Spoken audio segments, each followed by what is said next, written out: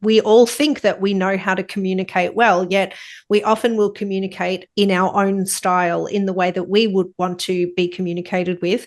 And add on top of that, the fact that we make a lot of assumptions. And as you know, when you assume, you make an ass out of you and me. So there's a lot of assumptions that are being made, that people understand the buy-in, that they're clear on the what's in it for me, that they've been able to consciously make that connection between, by doing this, I will achieve this outcome for me, which will serve me and my customer, or me and my team member, etc. And so I think the process of actually setting an intention, selling the idea, and this is why we say that sales is the number one life skill, right? Because we have to sell ourselves on the worth and the value and fire the itty bitty shitty committee. Then we have to, be influential in the way in which we use our language to give instructions to people, to the point where they actually want to buy in and they want to do it. And then, of course, there's the transactional sale, which is about being able to contrast that value with in return for a service or a product, etc. But I think the thing that I really wanted to pick up on that you just talked about there, Brad, was the importance of that buy-in. And you mentioned one of the clients that, was just asking for what they needed, and why can't you just for once in your life do something that I told you to do? And I think this has a lot to do with the communication that we have with our teams. It needs to be very much outcome driven for teams, because high performing quality teams know about ownership and taking ownership for an outcome.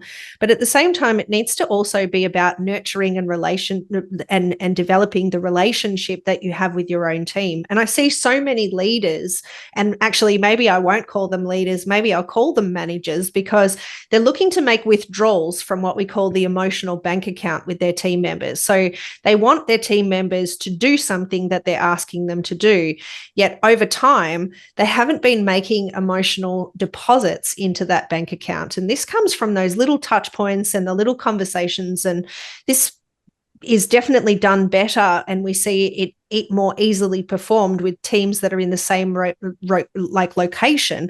However, with remote teams, it can sometimes be missed to actually do the little emotional deposits, because you're not in the same space as the people that you're working with on a day-to-day basis. So that emotional deposit that you're making in terms of those little comments, or the investment in that person, the thank yous, the appreciation, the help and the support that sometimes comes through, will actually provide a balance that leaders can withdraw on when the time comes to be able to make that request. Yeah, I think effectively what you're talking about there is do we need a system for communication? And I guess we do, right? Because we're going to communicate our own methodology, our own way that we do. And if we have a system that is a little bit more structured, we can bring our own personality, our own concept and ideas in that, but at least we know that we're following an outline of being able to get buy-in, have accountability, and again, knowing that the team are doing, or our people are communicating, have got buy-in, and are doing it and are feeding back when they've done it, so that they're building that trust, and that goes both ways.